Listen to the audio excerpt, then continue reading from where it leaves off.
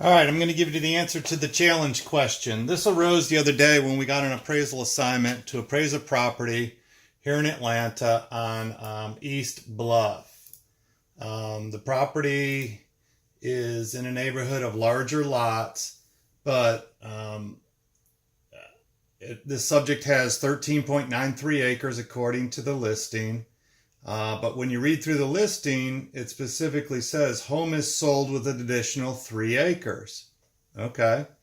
So that caught my eye, obviously. So what I did first was, okay, let's go see what the county says. And the county says 10.93 acres. All right. So that's our 10.93. Then they're getting an additional 3. That makes 13.93. So that must be the answer. But I wasn't completely satisfied, so I decided to dig a little bit deeper. I opened up the county tax record and went to the lot, and I actually measured it. So all of your taxing authorities should have these tools available to you. If you're in Georgia, Q Public and most of the counties have it. You just click on measure, you just click your way around, and that's what the subject plat looks like, and it's 10.9 acres. So then I started looking around, and I was like, well, hold on a minute. Where's the extra 3 acres coming from? So let's pull up a fresh county plat map and try to figure it out. So this is our subject lot right here. And what else is he getting? He's not getting this lot up here. That's a neighbor's lot, which is 8.7 acres. Is he getting this lot over here? Well, that's 3.2 acres, but that sure looks like a pretty reasonable house on there. I can't imagine that's the extra 3 acres he's getting. This plot over here is owned by the country club. This part is owned by the country club. And then there's a piece here which goes all the way up, and it carries this road, but it's 6 acres. So that doesn't really make any sense either. Or then is he just getting this little sliver? But if he's only getting this little sliver, that's certainly not 3 acres. So nothing seemed to make sense. So I contacted the agent and said, what do you have for me? She said, let me send you over the plats. So she sent over the subdivision plat, which I could have gone and found by myself. That would have been my next step. All plats are recorded. So when a builder goes in to build a subdivision, he records the plat map. So you can go in and search in Georgia in GSCCCA, or in any other county. You just go to the plat maps, or you just go to the deed records and you search for plat maps. Here is the plat map of the subject subdivision, showing really just the lots around our subject property, but there's many lots here. Here's our subject property, and it's platted at 4,186 square feet. So you take your calculator out, that comes out to 9.4 acres. Okay, so where does 9.4 acres tie into 10.93 acres? That doesn't make any sense. That's only a difference of 1.5 acres. And she said that they were getting this lot plus an additional 3 acre. Well, you may have already noticed that there's a difference in the shape of these a little bit. So if you see, the original plat came along and the line carried up like this. But the county now shows this extra triangle in here.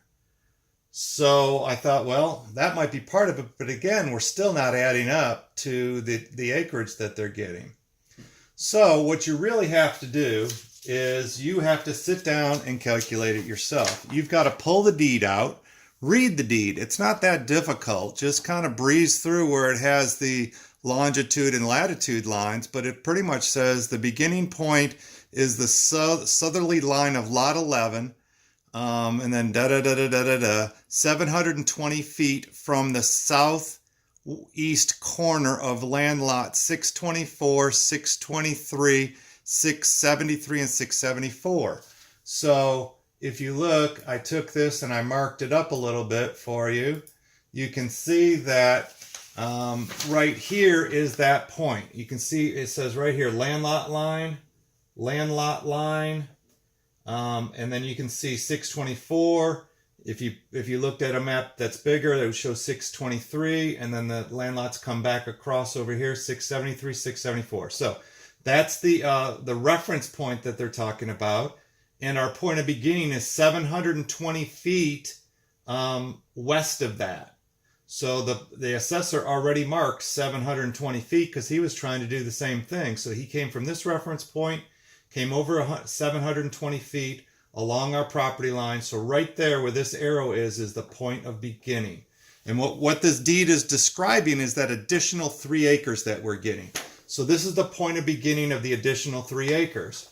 So we start right here, and then you read through it. It says go 674 feet, and it'll say so many degrees and so on, degrees north and degrees west, 674 feet to the center point of the creek. So that was pretty easy for me to find that point right there.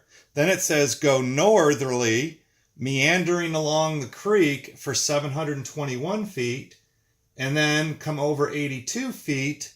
And then if you keep reading this deed, it actually starts to tie back into the numbers we already have. It says go south 284 feet, and then 111 feet, and then 490 something feet back to the point of beginning. So this odd-shaped triangular thing is the 3 acres. So what it looks like to me is the county came out to here and up to here. So they only took into consideration about 1.5 acres of it, which makes sense. 9.4 plus 1.5 is 10.9. They didn't take into consideration this portion over here. So how do I, first of all, how do I know, what 674 feet is on this thing? There's no scale on here. Well, yeah, there is. Here's 100 foot. So just take a little piece of paper and mark a little mark there, mark another mark there, another mark there, and you create a scale of 100 feet, and then you just use that to plot out your distances to get it in there roughly. So I figured out that's what it's got to look like. So it's starting to make sense that it's more than what the county has, but I'm still not sure how we're going to get to 13.93. So then what you want to do is come back to the county plat and superimpose those lines on top of it. So here's the original lines, and then you add together what the distance already was plus the additional distance and plot it into the center of the creek, come up that 720 something feet, come over 80 feet, 82 feet I think is technically what it was, and then come back along these lines, and sure enough, it closed up and it came out to 12.49, which to me also made sense because I knew that we were starting out with 9.46 right here, and they're adding 3 acres on the deed. So 9.46 plus 3 gives you 12.46. So by coming at it from a number of different directions, I'm very confident at 12.46, call it 12.5. And, we put some comments in the report that said that, any minor variance within 0.5 acre is not going to have any effect on value. The client's recommended to go get a survey and go from there. The other thing that you need to look at, now that we've figured out how big our lot is, the next step is how much of this land is usable. And you can see right on this plat, and you might want to run a new flood map to see if this line has moved any, but you can see where the floodplain is. And so what I did on this one is, if you can see it, I drew it in pink. This is all the area that is in floodplain. So we actually have about, let's see, we had 197,000 square feet above floodplain. And then we added this little triangle down here, which is about an acre. So that comes out to about, was that another 200 and something? And then you divide it out, and we've got about 7 acres outside of the floodplain and about 5 acres of floodplain. So I'll calculate it more specifically when I get to put it in the report. But now also, when we're trying to find comparables or make adjustments for this land, what is this land out here called anyways? Is it surplus or excess land? Well, it's excess land. It's not able to be further developed.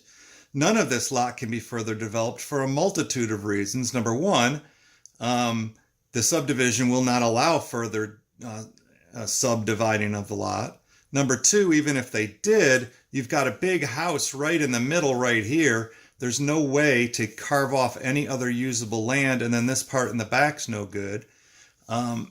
So this is the only way we can value this is as a lot.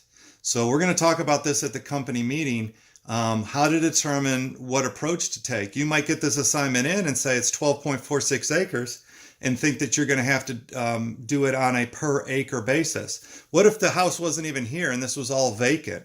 Would you do it on a per lot or per acre basis? It would still be a per lot basis because this can't be further subdivided.